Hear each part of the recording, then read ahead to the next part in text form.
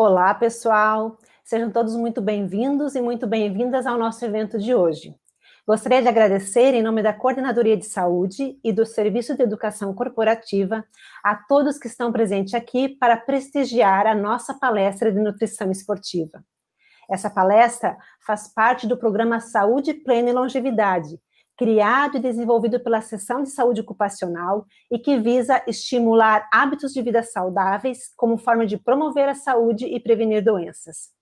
Fazem parte deste projeto palestras como essa de hoje, campanhas de conscientização como aquela enviada por e-mail nas últimas semanas sobre a vitamina D, consultoria de saúde, grupo de e-mail de atualizações em estilo de vida, entre outras ações. Aproveito a oportunidade para convidar a todos que ainda não fazem parte do nosso grupo de e-mails deste projeto e que desejam receber atualizações quinzenais sobre assuntos relacionados à saúde, estilo de vida e longevidade, para deixar o e-mail aqui no chat ao lado, que iremos adicionar ao nosso grupo. A nossa palestrante de hoje é a nutricionista Vanessa Luque. Vanessa é graduada em nutrição pela Universidade do Sul de Santa Catarina, especialista em terapia nutricional e nutrição clínica, nutrição funcional, nutrição esportiva funcional e formação em modulação intestinal. As dúvidas poderão ser colocadas no chat para serem lidas ao final. Passo a palavra a Vanessa e desejo a todos uma ótima palestra.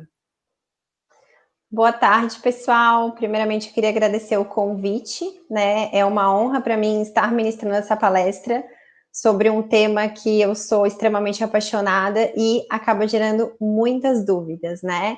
Então, vamos começar a nossa palestra. Agora eu vou compartilhar a minha tela com vocês. Vamos lá.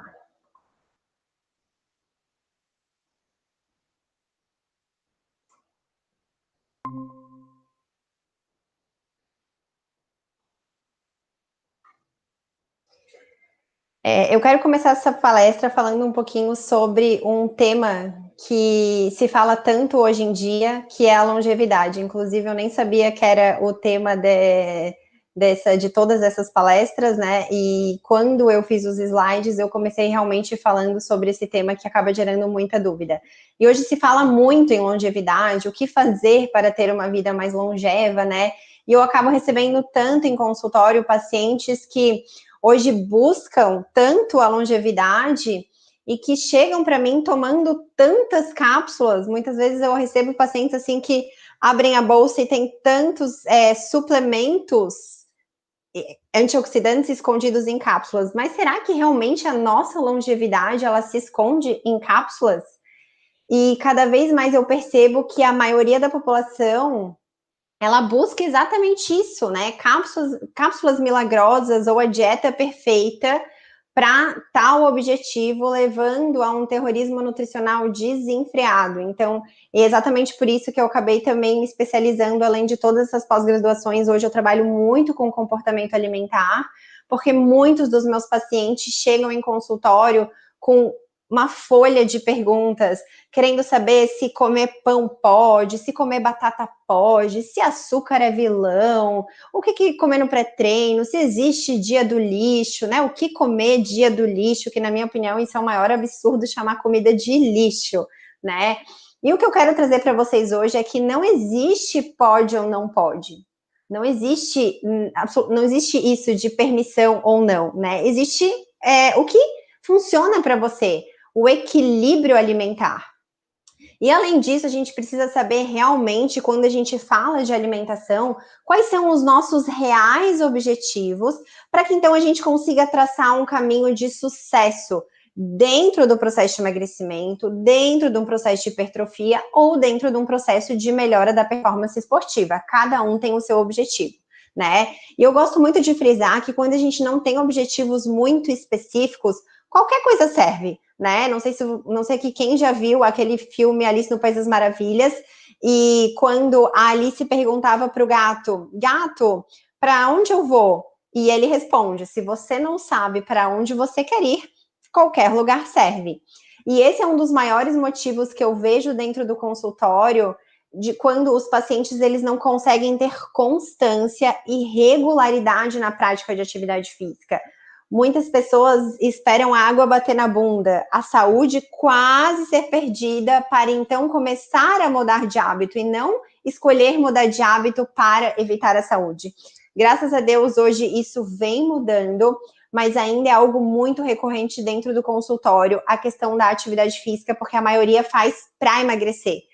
E quando a gente condiciona o exercício físico apenas para emagrecimento, isso vai se tornando uma relação quase que insustentável. Porque é como se você precisasse pagar algo que você comeu.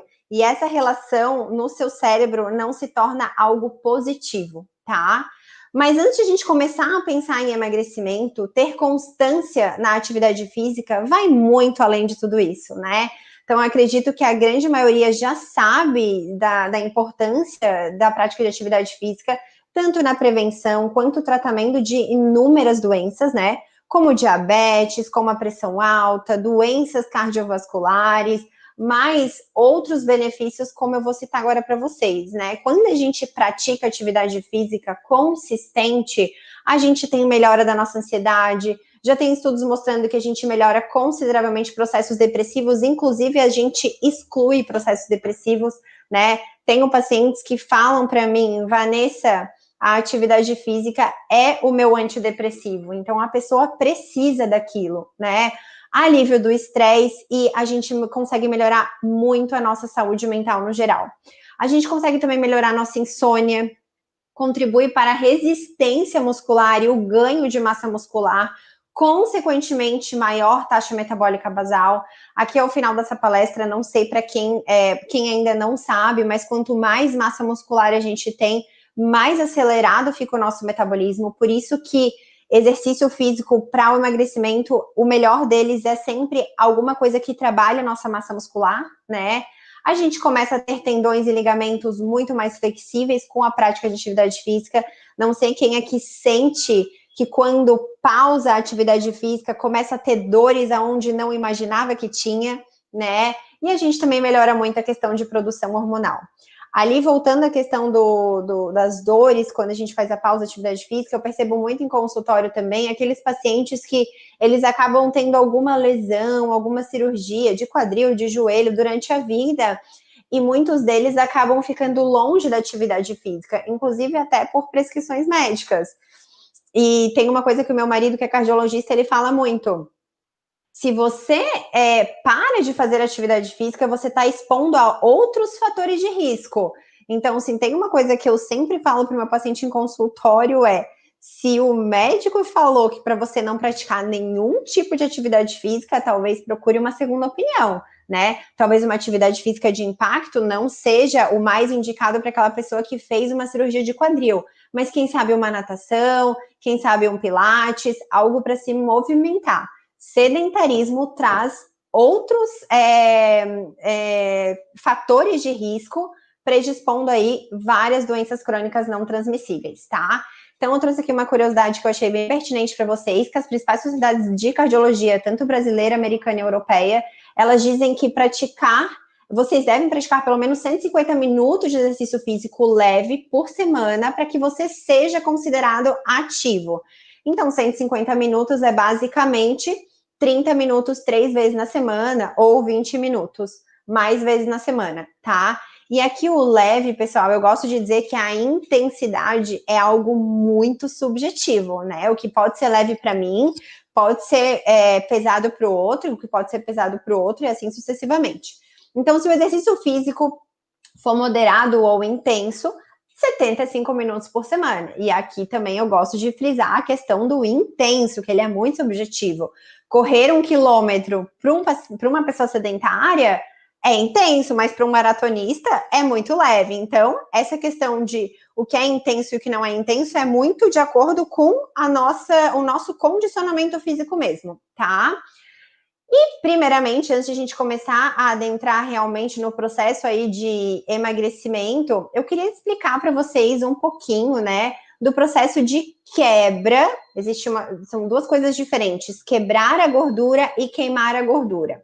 O que acontece? O nosso corpo, prioritariamente, ele utiliza glicose como fonte de energia. Então, o que é a glicose? São os carboidratos, sejam eles simples ou sejam eles complexos.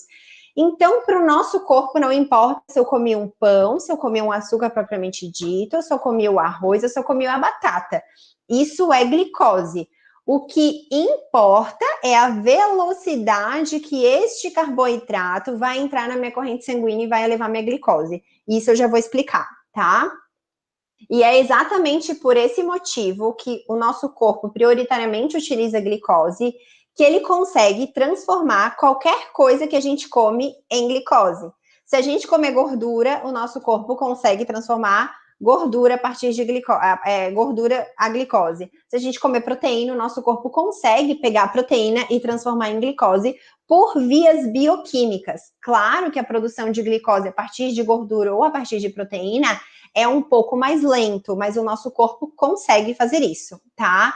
E, logicamente, a gente não quer que o nosso corpo use a proteína que está no nosso músculo para se transformar em glicose quando se trata de emagrecimento. O que a gente quer que o nosso corpo utilize? A nossa gordura corporal, a nossa energia metabolicamente ativa, que eu falo que é o potencial ali para que realmente a gente consiga utilizar aquele substrato para que a gente consiga emagrecer da forma que todo mundo espera, perdendo gordura corporal.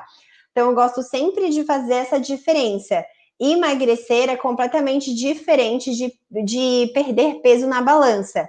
Quando a gente faz uma dieta, e talvez essa dieta ela é muito restrita, pode ser que a perda de peso não seja necessariamente de gordura. Pode ser sim que você perca peso na balança, mas esse peso perdido ele pode ter sido de líquidos, pode ter sido de inchaço mesmo, né? Então, não necessariamente isso vai ser perda de gordura, emagrecimento, perder gordura corporal.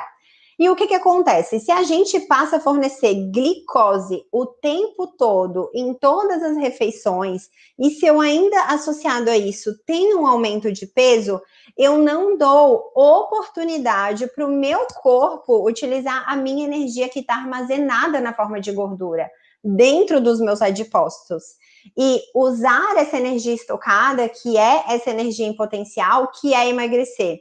E lógico, gente, depois ao longo da palestra eu vou falar muito disso. Os carboidratos, eles podem sim estar presentes num processo de emagrecimento, mas o que eu quero dizer é que ele é o único macronutriente que o nosso corpo consegue produzir a partir de outros substratos, inclusive da nossa própria gordura corporal, tá? Já outros grupos, eles precisam estar presentes porque o nosso corpo não consegue produzir, como é o caso das gorduras e das proteínas.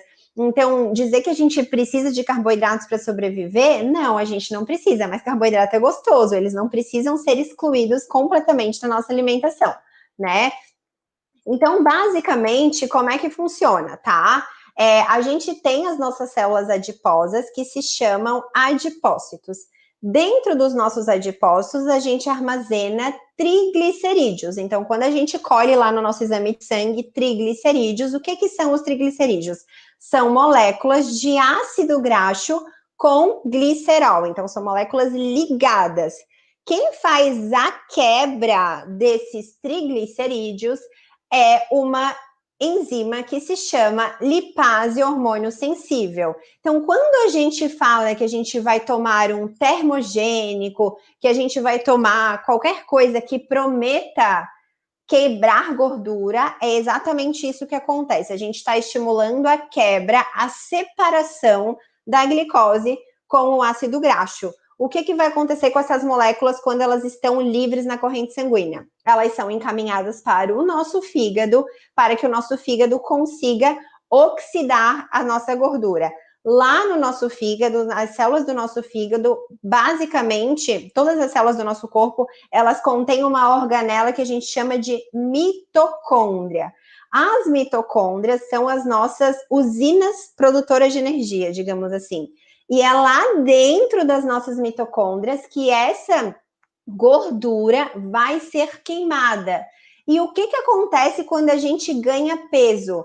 A gente começa a aumentar o processo inflamatório do nosso corpo e automaticamente eu vou começando a ficar com mitocôndrias disfuncionais. Então, as minhas mitocôndrias, elas vão perdendo a minha capacidade de queimar gordura. Outra curiosidade que eu quero trazer para vocês é que quando a gente nasce, existem alguns tipos de adipócito. Adipócito marrom, adipócito bege e adipócito branco. Quando a gente nasce com uma concentração enorme de gordura marrom, de gordura marrom. A gordura marrom é como se ela fosse metabolicamente mais ativa. Por isso que os nossos filhos, pelo menos a minha filha, ela quase não tem frio, né? Para ela tá frio, para ela tá com frio, eu tenho que estar com 3 casacos.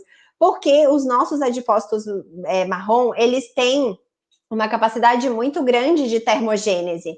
Então, quando a gente é mais novo, é exatamente por este motivo que a gente tem o nosso metabolismo mais acelerado, por causa da nossa gordura marrom.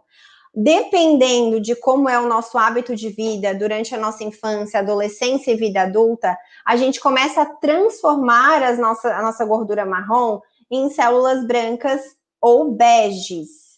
Só que o que faz isso são os nossos hábitos alimentares. Então, se eu ganhei um peso importante nos últimos anos, eu tenho uma concentração de células de gordura branca e a minha gordura que era marrom, ela deixou de ser marrom. Eu começo a transformar a minha gordura marrom em gordura branca. E aí a ciência, ela vem estudando muito o fato de a gente conseguir ingerir alguma substância para fazer com que a minha célula branca volte a ser pelo menos bege. Marrom ainda não descobriu que é possível. E existe mecanismos que a gente consegue fazer com que a célula branca fique bege. Quais são esses mecanismos? Atividade física. A atividade física é capaz de fazer com que as nossas células, nossas gordura branca, que não tem função nenhuma, tá? Quando ela está em excesso, se transforme em gordura bege. A partir do momento que eu transformo a minha célula de gordura branca em gordura bege, eu começo a ter o meu metabolismo mais acelerado, eu começo a ter o meu metabolismo mais funcionante. Mas para que eu realmente alcance esse processo, demora, não é de uma hora para outra. Eu tenho um metabolismo inflamado e para que eu consiga desinflamar o meu metabolismo e realmente ter uma eficiência de queima de gordura, é um processo mesmo, não é de uma hora para outra, tá, gente? Então, o que acontece? Uma curiosidade que eu queria trazer aqui para vocês também. A questão da lipase hormônio sensível, muita gente me pergunta assim, tá, Vanessa, mas como é que eu queimo gordura abdominal? Gente, não existe lipase hormônio sensível de abdômen, lipase hormônio sensível de glúteo, lipase hormônio sensível de tríceps. Existe lipase hormônio sensível no nosso corpo. A gente não consegue ativar a queima de gordura abdominal. A gente ativa a queima de gordura no nosso corpo. Então, a gordura abdominal, ela está mais relacionada com a qualidade da sua alimentação, com a qualidade dos carboidratos que tem na sua alimentação. Então, eu trouxe aqui uma curiosidade que muita gente desconhece, que eu trago sempre em consultório, quero compartilhar com vocês. Quando a gente come o carboidrato na forma inteira, quando ele ainda não virou uma farinha, o impacto metabólico dele é muito menor do que quando a gente come a farinha. Então, por exemplo, se você comer 100 gramas de arroz, seja ele branco ou integral, você vai ingerir aproximadamente 25 gramas de carboidrato. Se você comer 100 gramas de farinha de arroz, então vejam bem, o produto é o arroz, a farinha de arroz, 80 gramas de carboidrato.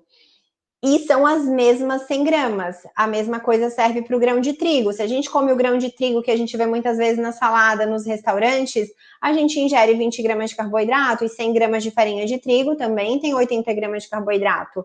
100 gramas da mandioca cozida, 40 gramas de carboidrato. Já da tapioca tem 80 gramas de carboidrato. E é uma confusão que muita gente, quando veio a moda do glúten, começou a trocar pão por tapioca. E, gente, para quem não tem a sensibilidade ao glúten, realmente é trocar 6 por meia dúzia, né? Então, para que a gente realmente tenha um emagrecimento efetivo, a gente precisa equilibrar as farinhas da nossa alimentação. E quais são as farinhas mais interessantes para a gente consumir diariamente, né? São as farinhas provenientes das gorduras ou das fibras. Então, uma farinha de linhaça, uma farinha de coco, uma farinha de amêndoas, uma farinha de grão de bico. Quando é puro carboidrato e eu processo, tipo, exatamente essas farinhas, eu tenho uma concentração muito grande de carboidrato. E aí, qual é o grande problema disso? Quando a gente come muito carboidrato refinado, que é o que eu já falei, para o nosso corpo não importa, gente. Se é o pão francês ou é uma colher de açúcar, entra um monte de glicose na nossa corrente sanguínea, tá? É como se o nosso sangue, ele não tolerasse níveis altos de glicose. O nosso cérebro, ele detecta isso. Ele detecta que, opa, tá acontecendo alguma coisa e eu preciso voltar a equilibrar esses níveis de glicose no nosso sangue. Aí ele vai mandar uma mensagem lá para o nosso pâncreas, que é um órgão que produz o hormônio chamado insulina pelas nossas células beta-pancreáticas. Aí o pâncreas vai lá, produz insulina, e a insulina, ela é um veículo, hormônio, e é ela que pega a glicose da corrente sanguínea e coloca dentro das nossas células, para que posteriormente a gente utilize essa glicose como fonte de energia. O que a gente tem que entender? Lá na época das cavernas, os homens que conseguiam ter um melhor armazenamento captado, né, da alimentação que tinha, que era escassa, eles conseguiam viver muito mais, certo? E o que a gente tem que entender? Vamos supor que você comeu carboidrato de altíssimo índice glicêmico. O que é o índice glicêmico? É a velocidade com que o carboidrato do alimento entra na corrente sanguínea e eleva a nossa glicose. Então, quanto mais rápido isso acontece, o nosso pâncreas, ele sofre com tanta glicose que está entrando e ele acaba liberando muita insulina. E existem duas coisas que pode acontecer, porque essa glicose ela é rapidamente internalizada, tá? E à medida que essa glicose vai entrando na nossa célula, duas coisas podem acontecer. Então, a glicose, ela pode entrar na célula e ela ser usada como fonte de energia. Então, você vai treinar, você vai fazer alguma coisa. Ou ela pode entrar na célula e ela vai ficar ali, armazenada na forma de gordura. E se eu tenho esse hábito de comer carboidrato de altíssimo índice glicêmico durante anos na minha vida, eu começo a aumentar o meu número de adipócitos, que são as nossas células brancas. E uma curiosidade que eu quero trazer para vocês. Quando a gente... Até vou pegar uma folha que eu adoro desenhar. Quando a gente forma um adipócito, quando a gente começa a ganhar uma célula de gordura, a gente forma 4 pré-adipócitos. Então, pensem assim, um adipócito, 4 pré-adipócitos, um adipócito, 4 pré-adipócitos. Quando a gente começa a comer e esse adipócito que já está adulto enche, a gente libera uma substância na nossa corrente sanguínea que se chama adipocina. A adipocina ela é uma proteína que vai mandar uma mensagem lá para o nosso cérebro, como se fosse uma comunicação dizendo para que esse adipócito, que ainda não está adulto, vire adulto. Então, a partir do momento que a gente encheu esse adipócito, recebeu a mensagem e esses 4 adipócitos vão virar adipócitos adultos. E cada pequeno adipócito desse que vira um adipócito adulto ganha 4 pré-adipócitos. E o que acontece, gente? Uma vez criado um adipócito, infelizmente, ele nunca mais some. Você fica com essa memória metabólica. Por isso que é tão difícil, por isso que é tão fácil, na verdade, uma pessoa que ganhou um peso importante, ela emagrece, mas ela engorda com facilidade. É como se o nosso corpo, ele sempre tivesse uma memória metabólica do último peso. Então, ele sempre vai tentar lutar com o peso que você tinha, com o último peso que você tinha. É a mesma coisa a massa muscular, você tem memória metabólica. Por isso que não existe emagrecimento duradouro sem mudança de hábito, sem melhorar a relação com a comida, sem desenvolver consciência alimentar, sem desenvolver inteligência emocional de saber por que a gente come. Então, isso é muito importante, que é o que eu mais trabalho aqui dentro do consultório, tá? E o que a gente precisa entender? Então, vamos lá. Começou a treinar, que seria o grande assunto aqui da nossa palestra, né? Preciso me alimentar de forma diferente? A queima, a oxidação de gordura após o exercício, gente, ela é determinada pela reposição ou não de calorias queimadas durante o exercício. Então, isso ajuda muito a explicar porque o exercício físico muitas vezes não atinge os resultados esperados na perda de massa gorda. Porque não adianta começar a treinar se a gente não mudar a alimentação. Então, eu tenho certeza que alguém aqui já conhece pessoas que começaram a treinar, mas realmente não saíam do lugar enquanto não melhoraram a qualidade e a quantidade da alimentação. E se a ingestão calórica ela aumenta muito para compensar o gasto durante o exercício, a queima de gordura, gente, que é a oxidação, quando eu falo oxidação é sempre queima, tá? Ela não vai ser aumentada e a composição corporal ela vai ser mantida. Então, nossa, eu canso de receber paciente que sai do treino e vai tomar uma cerveja porque merece, treinou. Beleza, se ele não tem aí o objetivo de ter saúde ou de emagrecimento, mas ele tem que entender que aquela ingestão daquela cerveja vai acabar atrapalhando demais os resultados dele, tá? O status nutricional tem grande efeito na utilização do substrato energético no exercício. Então, por exemplo, a ingestão de 60 gramas de carboidrato 1 hora antes do exercício inibe significativamente por até 6 horas a oxidação de gordura durante o exercício. Gente, vocês têm noção? Então é mais ou menos assim. Se a pessoa tem um peso importante a ser perdido e ela não muda hábito, ela continua comendo muito carboidrato, principalmente antes do exercício, então aquela pessoa que come tapioca antes do exercício, aquela pessoa que come um monte de pão antes do exercício, 2 fatias de pão com recheio de geleia já dá aí uma quantidade de 60 gramas de carboidrato. Não é difícil a gente comer 60 gramas de carboidrato. A gente pode inibir. Então, vocês precisam treinar um monte para que realmente o seu corpo comece a utilizar a tua gordura. Porque o que ele vai estar utilizando é aquele carboidrato que vocês acabaram de fornecer. Como eu falei lá no início, somos queimadores de glicose, conseguimos transformar qualquer coisa em glicose. Então, dependendo do tamanho da sua refeição que você fez antes do treino, principalmente se essa refeição for rica em carboidrato, você diminui muito a sua queima de gordura.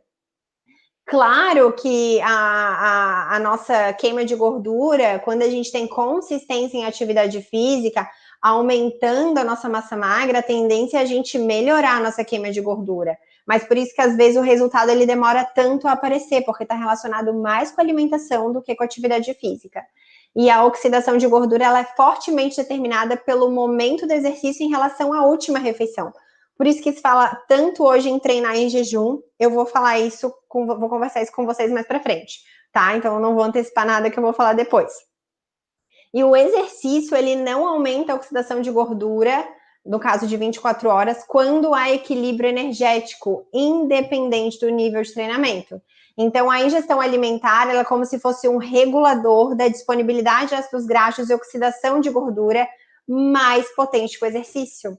Então, tenho certeza que vocês já ouviram aí que a alimentação é 70%, o exercício é 30%.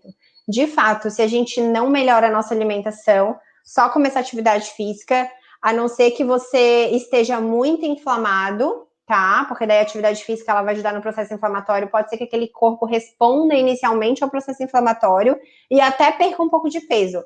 Mas se a alimentação como um todo ela não é recalculada, se ela não é reorganizada, dificilmente esse paciente ou esse cliente ele vai ter o resultado que ele tanto almeja, tá?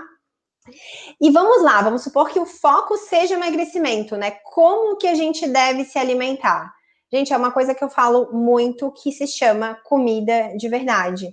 Vanessa, o que é comida de verdade? A base da nossa alimentação parece besteira, isso eu falo muito nas redes sociais, eu falo muito para os meus pacientes, mas tem muita gente que ainda não sabe o que é comida de verdade. Comida de verdade é aquela comida que exatamente como ela veio da natureza, ela está no nosso prato. Então, é basicamente 80% da nossa alimentação deve vir da feira. Quando a gente tem uma alimentação rica em produtos industrializados e a maioria das pessoas não sabem ler rótulo, elas chegam no mercado e elas são... a indústria acaba ganhando elas, né? Então, é zero açúcar, é light, é diet, é 100% integral. E, infelizmente, a Anvisa libera que seja colocado algumas coisas ali no rótulo, mesmo se aquilo não é 100% integral, mas que tem um percentual de fibras pequeno. Mas mesmo as coisas 100% integral, a gente tem que também parar para observar se a base dessas coisas não são farinhas. Então, quando a gente pensa em emagrecimento, a gente sempre tem que refletir: como está a minha alimentação atualmente? Como está o meu consumo de adoçantes? Se ele é alto ou ele é baixo? Como está o meu consumo de farináceos? Se eu como farinha todos os dias ou açúcar todos os dias, né? E isso é mais comum do que a gente pensa. É um pedacinho de quiche que a gente pegou no restaurante, mas foi só um pedacinho. É um biscoitinho que veio junto com o cafezinho preto na hora do almoço, mas foi só um pouquinho, ou um chocolatinho tão pequenininho, ou um amendoinzinho de casquinha, que a casquinha é trigo. Foi só um pouquinho que eu comi. E quando a gente para somar de pouquinho em pouquinho, claro que se eu tô falando de uma pessoa que ela já atingiu o peso dela, se ela tá num equilíbrio alimentar, né, numa manutenção de peso, a tendência é que esse pouquinho realmente não tenha problema. Mas se é um paciente que ainda está em processo de emagrecimento, está inflamado, sim, esse pouquinho ele vai ter problema. Então a gente precisa administrar em que momento esses alimentos que a pessoa tanto gosta vai ser incluídos. Porque se a base dele não for comida de verdade, chances são que acontece exatamente o que diz esse quadro, que calma que eu vou explicar para vocês. Não sei quem já ouviu falar de disbiose intestinal. O que acontece quando a gente começa a ter uma alimentação ultraprocessada? Então, eu fui uma criança que tive uma alimentação ultraprocessada. Então, na minha época, minha mãe me dava gelatina, eu comia miojo, eu comia requeijão, eu comia nuggets. Gente, isso é extremamente ultraprocessado. E eu tenho certeza que um dia a minha flora intestinal já foi disbiótica. O que é a disbiose? É a alteração qualitativa e quantitativa da nossa microbiota intestinal. Então, quanto mais bactérias ruins eu tenho lá no meu intestino, mais desequilíbrio no meu corpo eu vou ter. Por quê? Lá no meu intestino, as boas bactérias do meu intestino, elas produzem 90% da nossa serotonina, que ajuda a controlar a nossa ansiedade.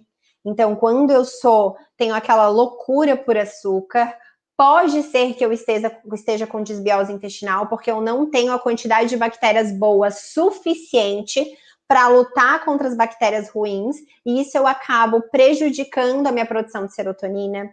Quando eu tenho desbiose, eu posso ter aumento de refluxo, azia, porque o meu intestino melhora as minhas enzimas digestivas lá do meu estômago. Quando eu tenho desbiose, eu posso ter constipação intestinal ou SIBO, que é supercrescimento bacteriano, aquela constipação crônica. Isso gera um desequilíbrio absurdo no nosso corpo.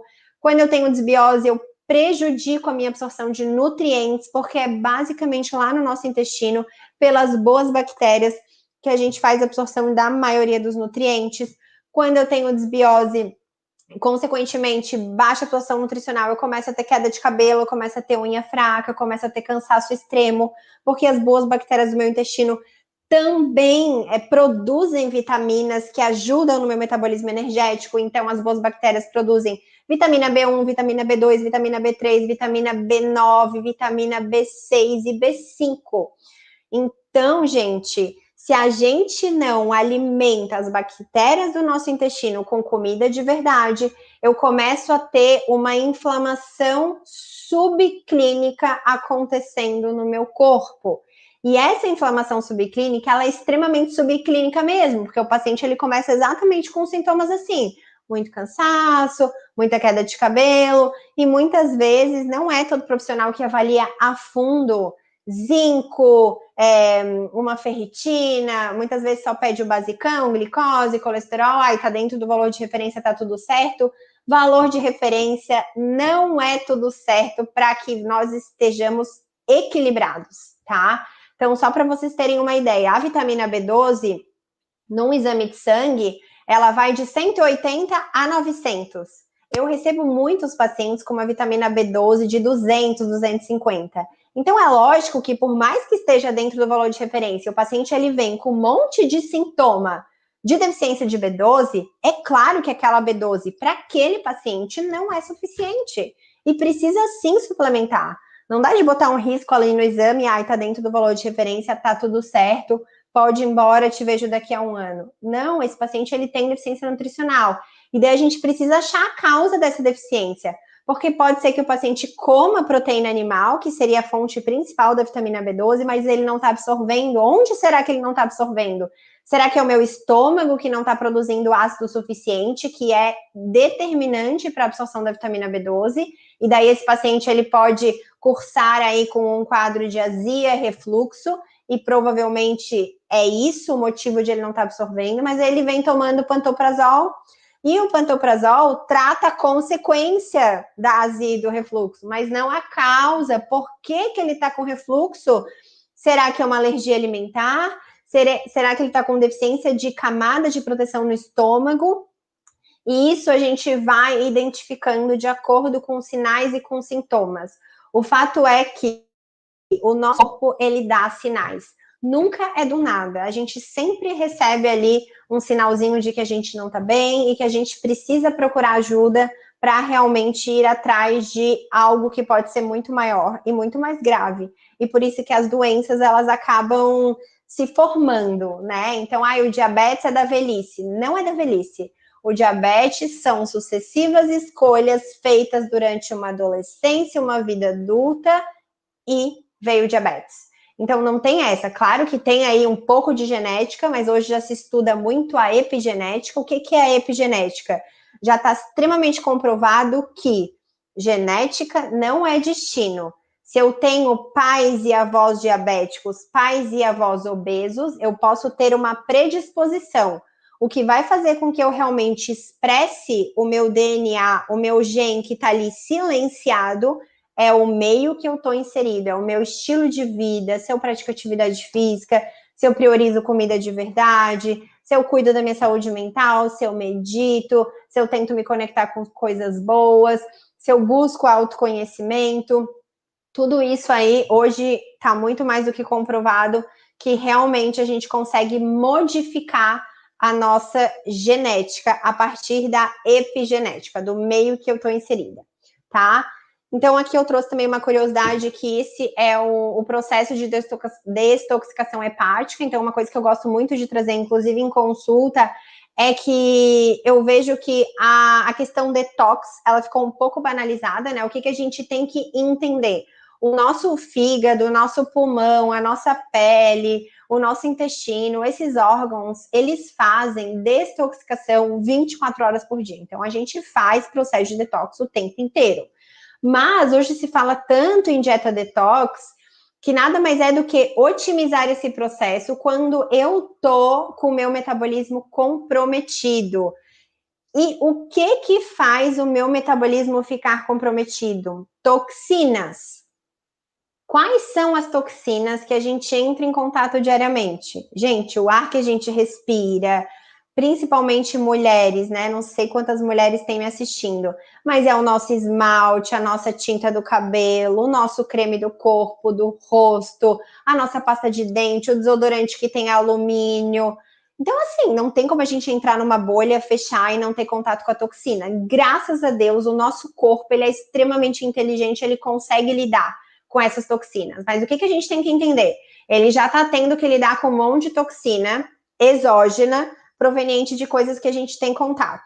Se ele também tiver que lidar com um monte de toxina de produtos industrializados, então, corante, conservante, adoçante artificial, aroma artificial, tudo isso são toxinas. O meu corpo não reconhece como nutriente.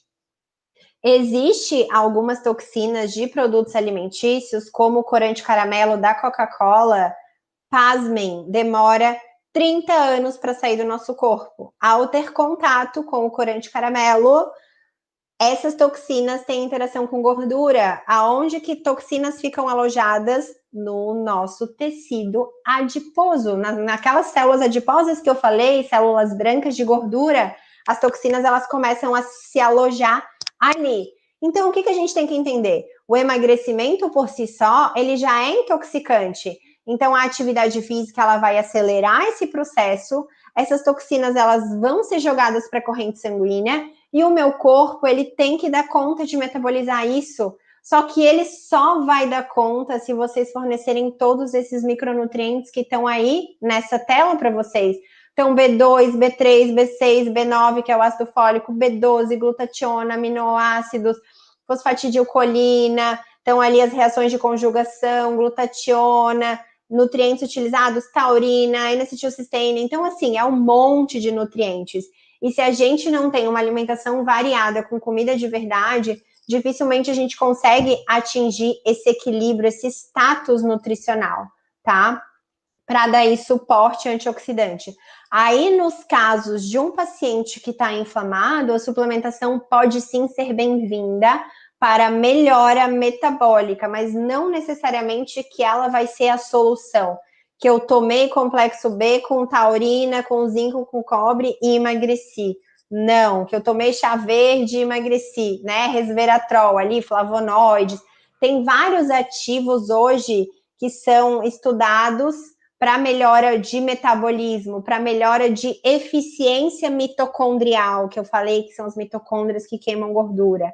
E, infelizmente, dependendo da indústria farmacêutica, ela pega isso como uma oportunidade, né? Então, chá verde que queima gordura.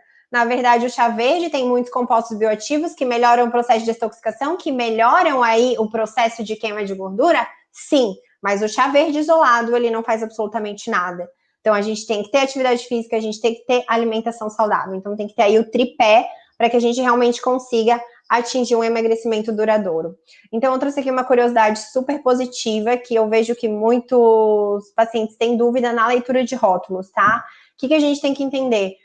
A lista de ingrediente é muito mais importante que a tabela nutricional, tá? A lista de ingrediente, ela vai estar sempre acima, ao lado ou abaixo da tabela nutricional. Quando a gente pega um produto e lê o rótulo, a gente precisa entender que aquele produto que a gente está comprando, ele precisa estar no mais próximo do natural possível. Ou ele é um produto altamente processado. Então, quando a gente imagina como é um iogurte, como se faz um iogurte, tenho certeza aqui que todo mundo tem mãe ou avó que alguma vez na vida já fez um iogurte. O iogurte é feito com leite e fermento lácteo, gente. E daí, na prateleira do mercado, me assusta a quantidade de iogurte que tem, que é zero, que é light, que é isso, aquilo, que, enfim, Danoninho vale por um bifinho, né? Só que não. E aí a gente para ler o rótulo desses produtos.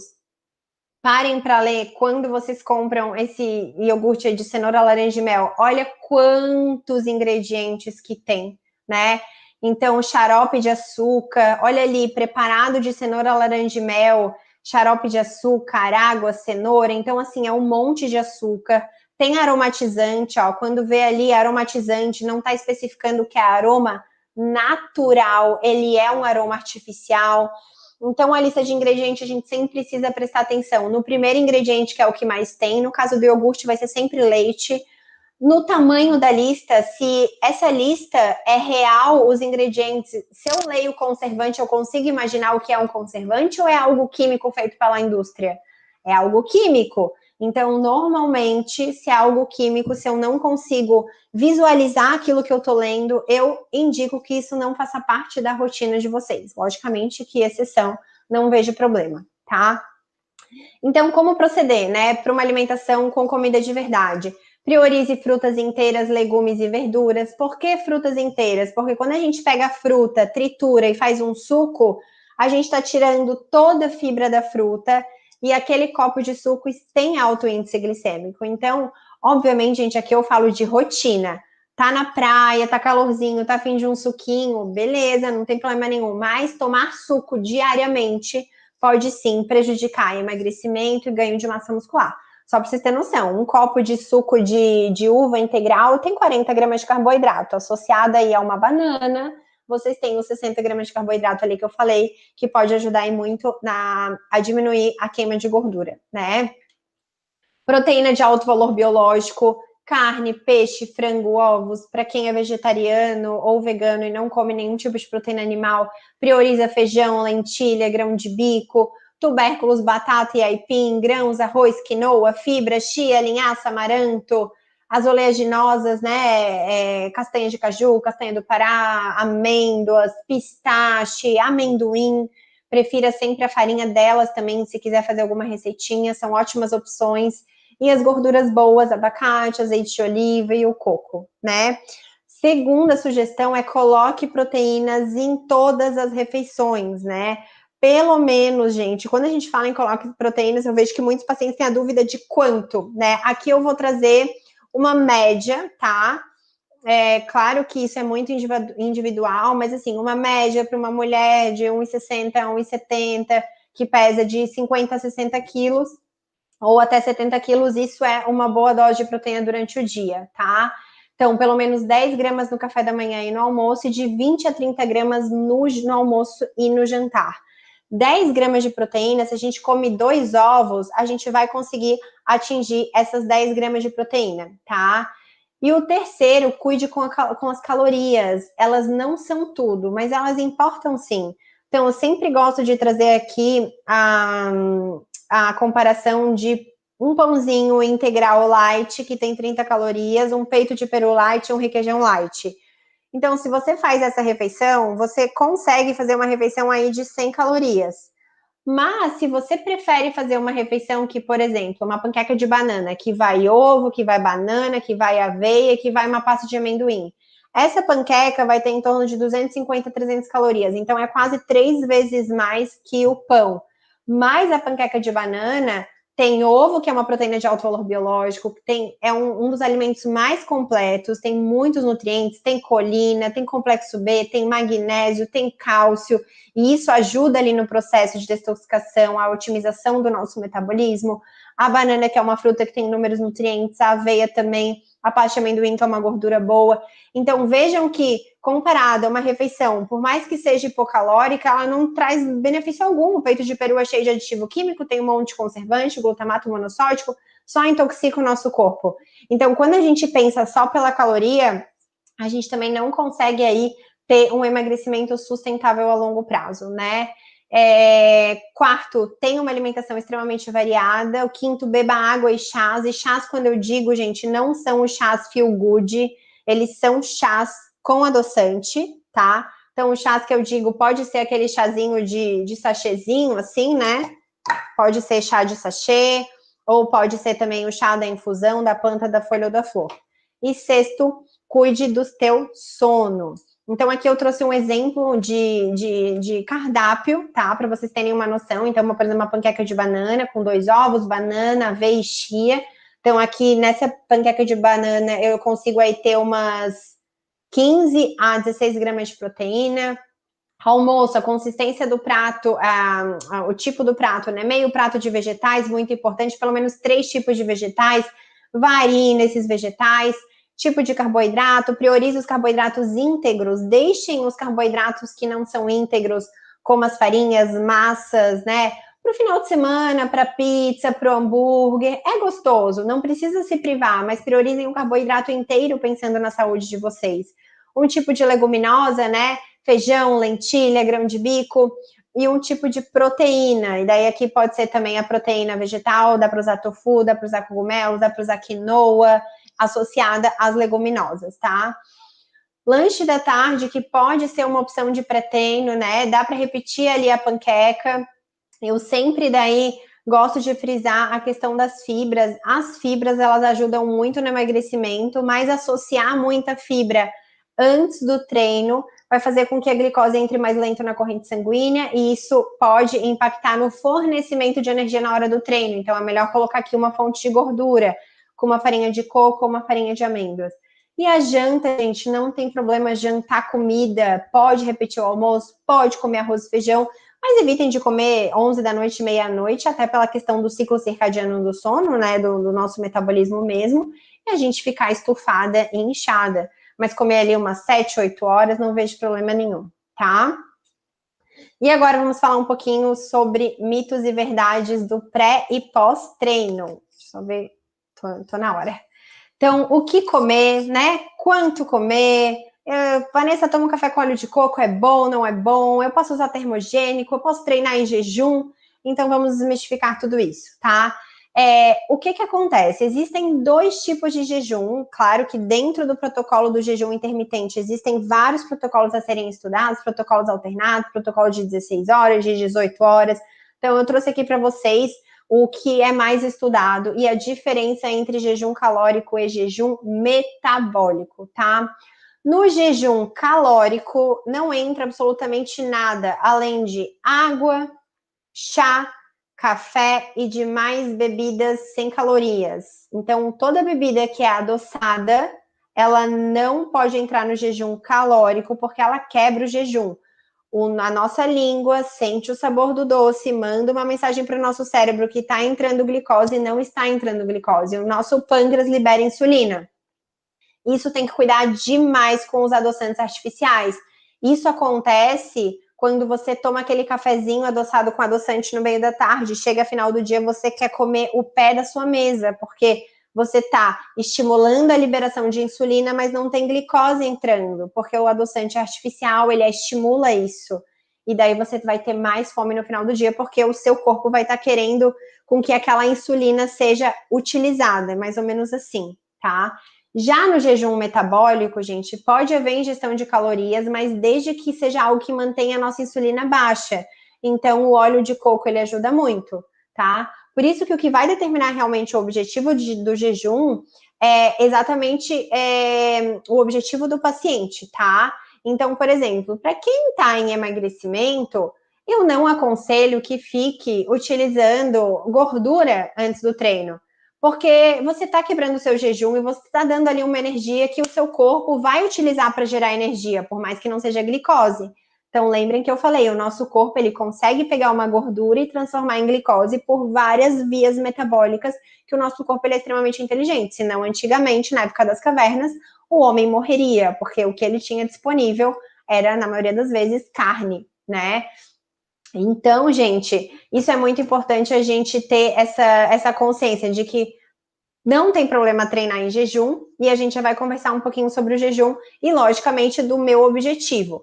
Eu sou uma pessoa que eu não tenho objetivo de perda de peso, então, às vezes, eu tomo um café com óleo de coco, porque o óleo de coco me dá uma energia legal, coloco uma canela, mas para quem tem objetivo de perda de peso, eu não vejo essa vantagem de a gente estar adicionando uma gordura, a não ser que o paciente já tenha tentado uma adaptação metabólica, de jejum, não conseguiu e com a gordura ele teve um resultado positivo. Aí pode ser que seja benéfico para esse paciente, tá?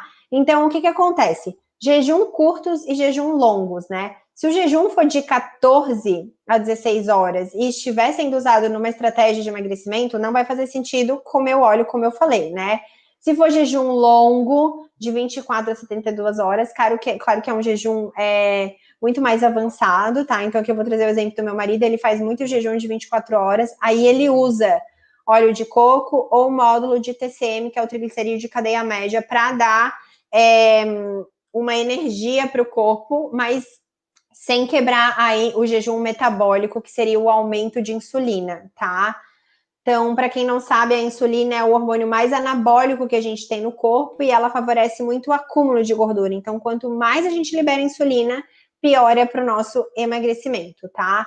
E falando aí de jejum intermitente, existem 2 protocolos mais estudados, tá? É o método de 16/8, também chamado protocolo de Langas, que é composto por 2 a 3 refeições diárias numa janela de 8 horas. Então, por exemplo, você faz uma refeição ao meio-dia, tá?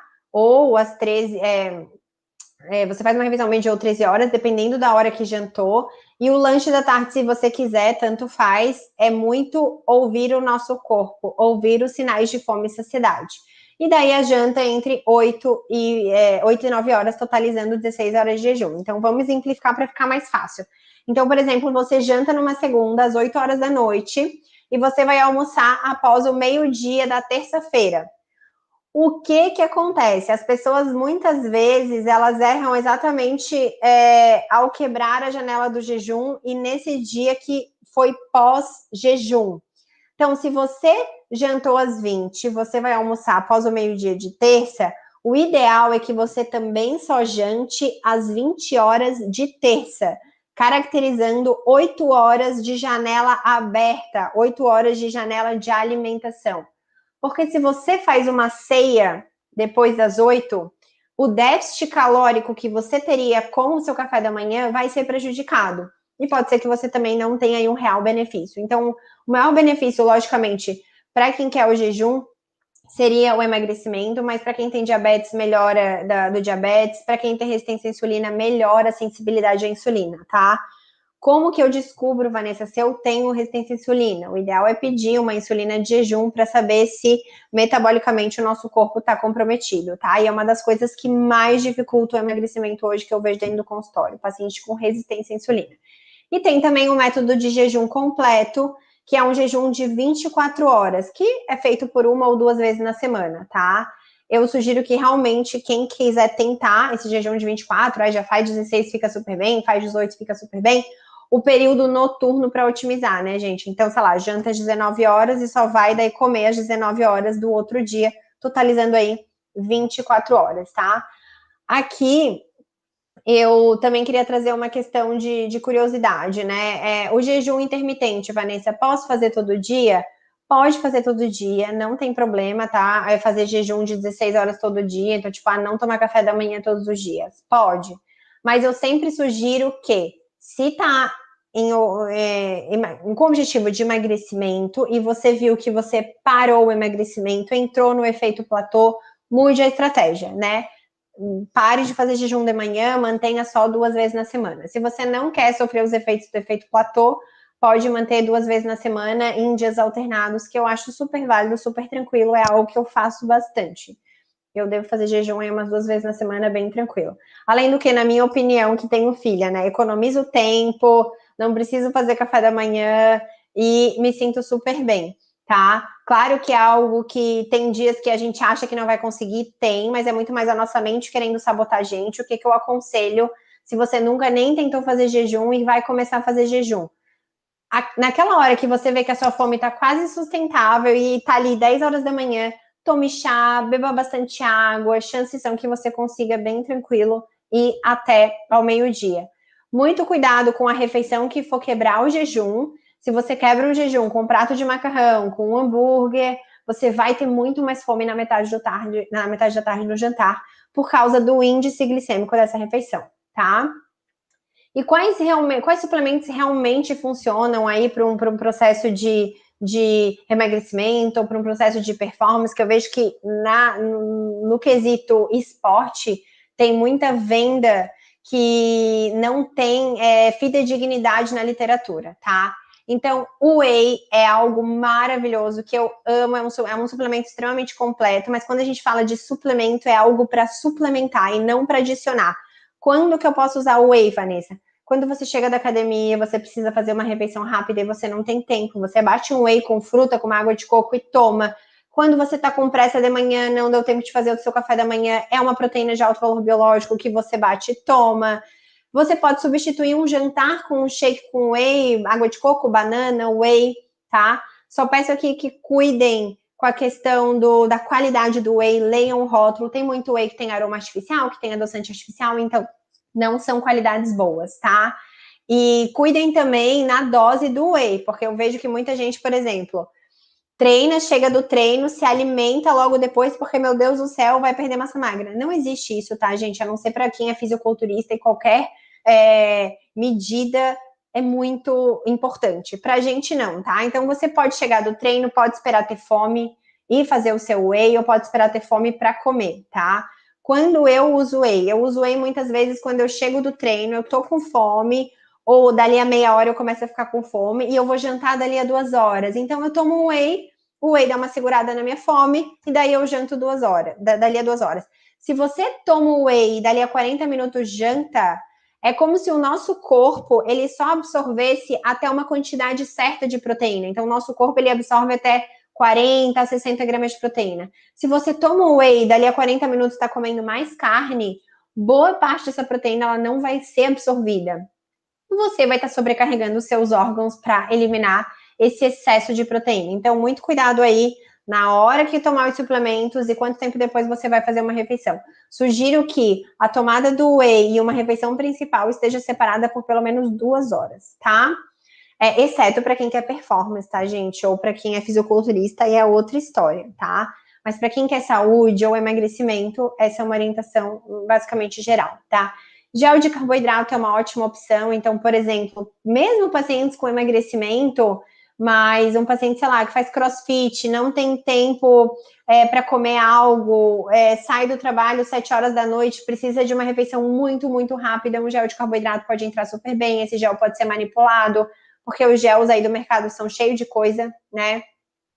Betalanina é um suplemento que ajuda muito a retardar a fadiga muscular, então tem estudos muito positivos. Claro, gente, que eu não vou conseguir destrinchar todos esses suplementos a fundo, o mecanismo de ação, mas aqui eu trouxe o que funciona, baseado nisso vocês podem pesquisar e realmente procurar ajuda para que se realmente funciona para vocês, tá? Betalanina é um suplemento que só vai ter realmente efeito se você faz uma atividade que gere fadiga muscular. Então, por exemplo, num paciente que está caminhando, não vai funcionar uma betalanina, não vai ter por que tomar. Mas para um paciente de crossfit, um paciente de musculação, ajuda muito a retardar a fadiga muscular, tá?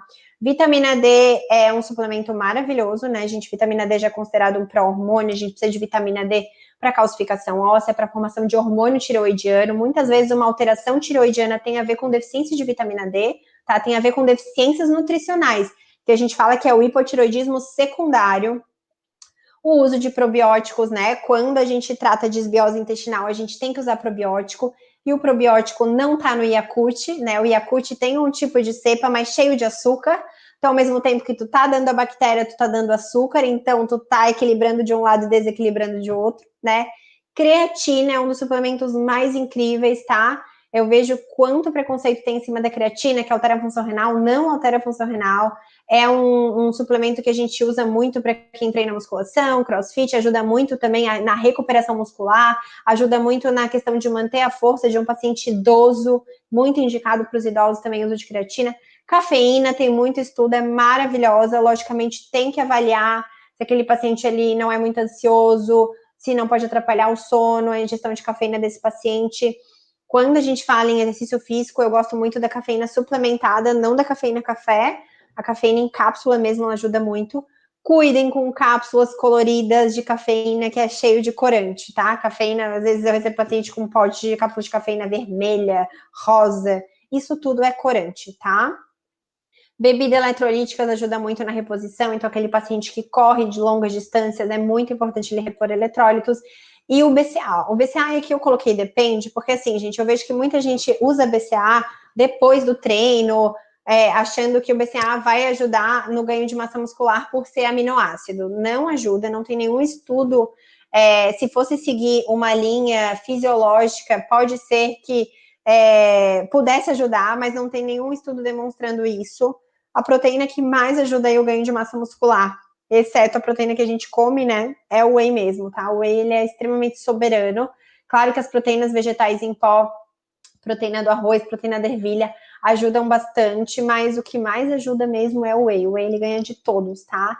Eu gosto muito de usar o BCAA num pré-treino, por exemplo, fazer um sachêzinho de BCAA, pode colocar uma cafeína, um magnésio, é um sachê que tu bate com água e toma, então ajuda a gerar uma energia por ser aminoácidos. Tudo sempre vai depender da individualidade do paciente, mas esses são alguns suplementos que funcionam. E o que não funciona, né, gente? Aqui eu trouxe o que não funciona, prometendo algo. Então, por exemplo, L-carnitina. L-carnitina não funciona especificamente para queimar gordura. Ela pode ser um dos cofatores que trabalha ali no metabolismo? Pode, mas tomar ela não tem como associar a queima de gordura. Multivitamínicos prontos para queimar gordura, principalmente porque os nutrientes, eles têm muitas interações nutricionais, então a gente tem que ter muito cuidado, esse centro de A a Z, porque a vitamina D, a vitamina A, a vitamina K, a vitamina E são vitaminas lipossolúveis, precisa ter um veículo gorduroso para a gente absorver, a gente tem as interações nutricionais entre um nutriente e o outro, a gente tem fórmulas bioquímicas de prescrever, por exemplo, o zinco ele pode ser prescrito na forma de zinco oxalato, óxido de zinco, zinco quelado, zinco bisglicinato, e a forma que o nosso corpo mais absorve são as formas mais caras, né? E esses suplementos são normalmente na forma de sal, o nosso corpo mal aproveita. Então, por isso que às vezes a gente toma polivitamínicos e nem sempre a gente consegue curar uma deficiência nutricional, tá? A glutamina, gente, a glutamina ela funciona para imunidade. 95% da glutamina que a gente toma vai ser utilizada pelas nossas células intestinais. Então, eu vejo muito paciente tomar glutamina achando que vai chegar em músculo. Não chega no músculo, tá? E essas cápsulas que prometem queimar gordura abdominal, gente, não adianta. Queimar gordura abdominal é dieta e treino a longo prazo, tá? Não tem nada que estimule, que melhore, tá? E era isso. Muito obrigada. Vou fazer a pausa aqui, vou abrir para as perguntas. Obrigada, Vanessa. Excelente palestra. Sou fã de ti e também do assunto. Obrigada. A gente aproveita a oportunidade, a sessão de saúde ocupacional, né? O programa Saúde para convidar a todos para participarem na semana que vem, na sexta-feira, a gente tem a palestra sobre vitamina D, que a Vanessa citou, né, como um suplemento importante, que é um hormônio, na verdade, não uma vitamina. E vai vir o doutor Alan Dutra falar para nós, então, sobre a vitamina D, a imunidade e o Covid-19. Então, estão todos convidados a participar, ok? Vamos começar, então, a fazer as perguntas que o pessoal mandou. O Ezequiel pergunta, Vanessa, se os valores de referência dos exames não servem como referência, o que fazer para uma leitura correta do nosso corpo? Avaliar sintomas. O meu marido, ele fala muito isso. Não trate exames, trate sintomas. Então, claro que isso só um profissional conseguiria avaliar. A gente, quem não é da área da saúde, não tem realmente o conhecimento para ter noção de um sinal e sintoma e o que pode significar um nutriente baixo. Mas para que eu realmente forneça aí uma resposta para que você consiga se basear, eu sempre gosto de indicar que quando a gente fala de nutriente, zinco, vitamina D, vitamina B12, ferro, cálcio, magnésio, sempre se baseie no mediano. Pegue o valor mínimo, pegue o valor máximo e um equilíbrio do meio. Então, a vitamina D, provavelmente o Dr. Alan vai falar. A vitamina D, no valor de referência, diz que abaixo de 20 é insuficiente, 30 é bom. Só que o ideal é entre 40 e 50. E no exame de sangue diz que 100 já é uma toxicidade. Então, se você pega o mínimo e pega o máximo e divide por 2, vai dar mais ou menos ali uma média de 50, 60. Isso é o suficiente de vitamina D. Principalmente se a gente tem uma vitamina D, por exemplo, é algo que eu sempre observo, né? Se eu recebo um paciente que tá com uma vitamina D de 30, já tá quase ali no ideal. Estamos em dezembro, eu sei que ele vai pegar sol, é um paciente que gosta de ir pra praia, eu não vou suplementar esse meu paciente, eu vou simplesmente fazer orientação para que ele realmente pegue uns 10, 15 minutos de sol sem proteção. Mas se é um paciente que está com 30, mas está entrando no inverno, qual é a chance desse paciente pegar sol, se expor ao sol? Então, ele vai chegar no verão com um status de vitamina D muito baixa, talvez ele não consiga ter essa recuperação durante o verão, né? E ele vai sempre manter os níveis de vitamina D baixo. Mas se fosse para te dar uma resposta, eu diria para sempre olhar aí uma média dos dois, do mínimo e do máximo. E outras coisas, realmente, outros parâmetros bioquímicos não tem como eu te responder. É sempre avaliando aí o paciente como um todo. E procurar um bom profissional, né, Vanessa? Isso, muito importante. A maioria se baseia na referência. A gente sabe que a referência, ela é a média da população, mas a gente não sabe como era a saúde dessa população que foi usada como base. Então, procurar um bom profissional que tenha esse olhar diferenciado, né? Eu vejo muito, principalmente também, desculpa te interromper, Angela, nos valores da tireoide, né, no TSH. Eu recebo muitos pacientes com TSH de 3,5, de 4, e o paciente tem muitos sintomas de que a tireoide não está funcionando. Então, a gente precisa avaliar daí os micronutrientes para saber se ele não está com hipotireoidismo secundário, né? O que seria esse hipotireoidismo secundário? Que não está acima do valor de referência, então não é um hipotireoidismo clínico mesmo, mas ele tem sintomas de um paciente hipotireoideu, ele tem muito cansaço, ele tem queda de cabelo, tem unha fraca, tem intestino preso, e daí sim a gente precisa olhar cofatores das enzimas de iodinase, que são zinco, selênio. Quando que a gente fez um exame de selênio, né? Não pede, vitamina A. Então, são muitos micronutrientes que precisam ser avaliados, que daí, naturalmente, a gente faz essa suplementação e essa tireoide, ela volta a funcionar. Ótimo. Tem problema em aquecer o whey protein ou outro tipo de proteína em pó, quando você coloca numa panqueca e tal? O único problema é a desnaturação proteica, tá? Ele não perde o valor da proteína, você vai ter aquele status de proteína, mas você vai gerar espécies reativas de oxigênio. Então, é como se aumentasse aí um processo inflamatório, mas se você consumir também antioxidantes que vão ajudar a equilibrar isso, não teria problema nenhum, tá? Só não aconselho ficar aquecendo sempre, né? Se é uma vez na semana, vai fazer uma panqueca com whey, ok. Mas ficar aquecendo sempre, você está expondo o seu corpo sempre a essas espécies reativas de oxigênio que contribuem para o envelhecimento celular, para o envelhecimento da pele e para o aumento do radical livre, consequentemente, doenças, né? Mas, claro, falando aí de um desequilíbrio muito grande. Ótimo. A Andréia Farias pergunta, em relação ao suco, se eu utilizar a fruta e não coar, ainda assim é preferível a fruta in natura? Ainda assim é preferível a fruta in natura porque o liquidificador, a hélice, já faz a quebra das fibras. E o que a gente tem que entender quando a gente faz um suco? Se a gente usa uma única fruta, beleza, mas normalmente para fazer um suco de abacaxi vai quase meio abacaxi. Por mais que tu vá botar um pouquinho de água e por mais que tu não vá coar, a própria hélice quebra, tritura a fibra da fruta, mas mesmo assim a quantidade de carboidrato presente num copo de suco de fruta é muito grande. Certo. O Guilherme pergunta, atividade física intensa como jiu-jitsu, por exemplo, pode ser feita em jejum também? Pode, se o paciente busca emagrecimento, pode ser feito em jejum, mas é uma atividade aí que perde muito líquido, 1h30, dependendo do paciente. Se não for um paciente obeso, eu aconselho comer alguma coisinha, tá? Não vejo por que fazer o jiu-jitsu em jejum, não. O Klaus, caso o objetivo não seja o emagrecimento e sim o ganho de massa muscular, qual o melhor procedimento antes dos treinos na questão de alimentação? Quais alimentos são mais indicados para ganho de massa muscular?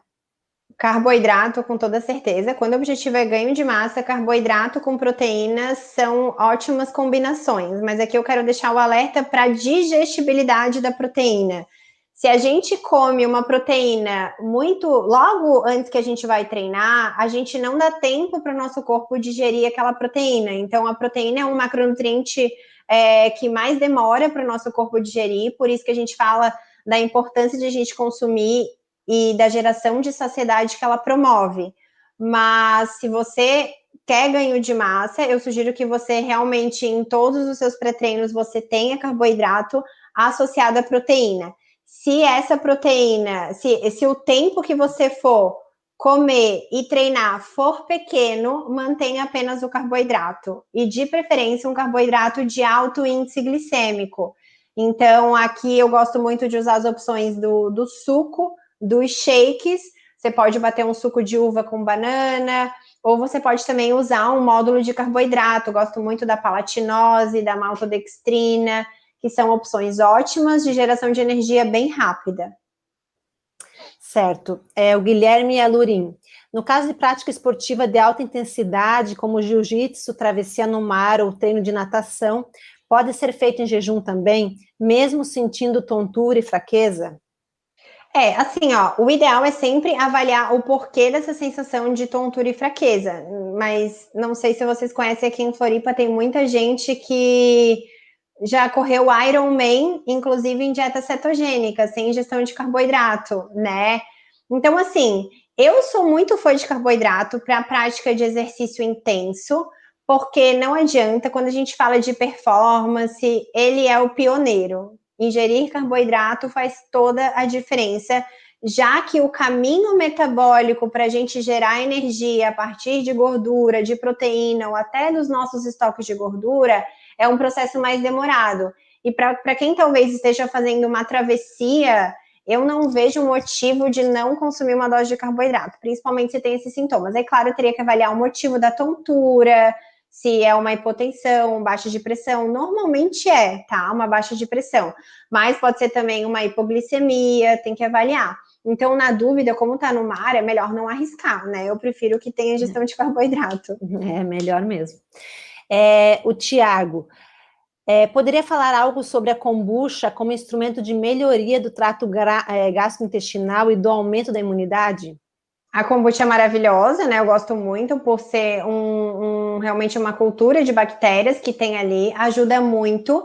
O problema da kombucha que eu vejo é que tem um pouquinho de açúcar. Claro que as bactérias elas consomem boa parte desse açúcar, mas eu não indico para uso diário, tá? Mas é uma opção sim bem bacana para estar ingerindo aí 3 vezes na semana. Inclusive eu gosto muito de indicar para os meus pacientes que igual, adoram uma bebida alcoólica. Se você bota uma kombucha numa taça de vinho, coloca umas pedras de gelo, dá super de enganar o nosso cérebro, tomando um líquido gostoso e que pode aí imitar, né, uma bebida alcoólica. Mas eu acho super positivo, mas eu não acho que seria um substituto de um probiótico que você compra em farmácia, que você utilize por um tempo. Certo. Sobre o cardápio, a Adriana pergunta sobre o cardápio sugerido. Eu acho que foi aquele momento que você falou ali do café da manhã, almoço, janta, né? Uhum. Acho que não consigo comer tudo isso. Teria que ser em porções bem pequenas. A quantidade seria diferente para cada pessoa, certo? Eu não sei se eu entendi a pergunta. Certo, uhum. Sim, eu sempre assim, ó, gente, quando eu tô falando geral, né, não é numa consulta, não tô fazendo cardápio com o meu paciente. Então, quando eu falo em geral, não necessariamente tem que comer aquela dose que eu estipulo, que eu coloquei ali. O mais importante é a gente se reconectar com os nossos sinais internos, né? O nosso corpo, ele nasce com essa sabedoria de identificar a fome e saciedade. O problema é que a gente perde durante a vida, dependendo das nossas exposições aos conservantes, aos corantes, aos realçadores de sabor, em situações da vida que a gente muitas vezes não desenvolve inteligência emocional necessária. Mas se você não consegue atingir aquelas doses, 2 ovos, né, não tem problema, pode diminuir de acordo com a tua necessidade, com o tua comunicação interna de fome e saciedade. Tá. O Ezequiel pergunta: poderia falar um pouquinho da implicação do sono ou a falta dele na questão da nutrição para o nosso corpo? Uhum. O que acontece? De acordo com o nosso ciclo circadiano, a gente deve dormir, né, de 7 a 8 horas por noite. Quando a gente não tem essa quantidade de sono, ou o sono, por mais que durma 8 horas, mas ele não está sendo suficiente, porque ele não está sendo reparador, a gente tem aumento do cortisol, que é o hormônio do estresse. Então, acredito aí que todo mundo sabe, né, que o estresse é o mal do século, e quando a gente tem aumento de cortisol, a gente depleta a nossa serotonina, é como se fosse inversamente proporcional. Quando eu aumento o cortisol, eu não tenho serotonina em boa quantidade. E a serotonina é o hormônio da felicidade, é o hormônio do bem-estar. Quando eu não tenho essa quantidade de serotonina boa, eu tenho mais processos de compulsão alimentar, de exagero e descontrole alimentar, porque o cortisol faz isso. Ele aumenta os nossos hormônios da fome, né? A nossa grelina. Outra coisa que o cortisol faz, eu sempre falo que a gente tem um corpo antigo, no caso, na sociedade, né? Porque a nossa genética, ela vem lá de trás. E na época das cavernas, quando a gente tinha um cortisol aumentado, o que é a fisiologia? O cortisol aumentado acaba que pega a nossa glicose que está estocada, a nossa gordura, e transforma em energia para que o homem lá das cavernas fosse utilizar na época que ele estivesse correndo, fugindo de um bicho ou caçando. O problema é que a maioria das pessoas hoje que tem cortisol aumentado, acontece esse mecanismo de pegar a glicose para usar como fonte de energia estocada nas nossas células, mas o que acontece? A gente vai para onde? A gente vai para o Netflix, a gente vai trabalhar sentado, né? Dificilmente a gente acorda depois de uma noite mal dormida e vai treinar, né? Então, bioquimicamente, para nossa saúde, ter esse aumento crônico de cortisol é muito ruim. Consequentemente, por ser hormônio, ele também aumenta muito a adiposidade abdominal, exatamente por pegar essa energia no intuito de tentar gerar energia, mas essa energia ela não é gerada e ela é armazenada. Certo. Os shakes de proteína, Vanessa, tanto vegana quanto proteína animal, trazem o mesmo resultado em relação ao ganho de massa muscular?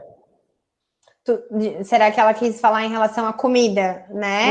Não, acho que é a proteína, shakes de proteína, eu acho que é a proteína em pó mesmo, a vegana e a whey protein. Assim, gente, os estudos não demonstram muito isso. Quase a mesma coisa, mas o whey ele ainda é bem soberano, tá? Então, associar, para comparar com uma proteína vegetal, existem muitos tipos de proteína vegetal, e a que mais se compara ao whey é a proteína do arroz e da ervilha, tá? Que tem daí proteína da abóbora, tem várias proteínas. Os estudos mostram que a que mais se comparam ao whey é do arroz e da ervilha. Mas ainda o whey Tá. é um pouquinho melhor.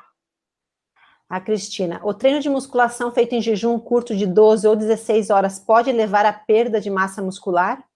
Não, muito difícil se o teu status nutricional ao longo do dia é suficiente, tá?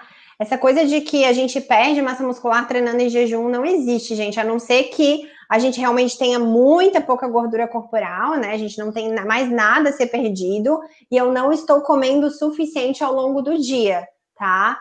Mas normalmente perder massa magra é só porque treinou em jejum, mas manteve ali ingestão de proteína depois, no almoço, não acontece.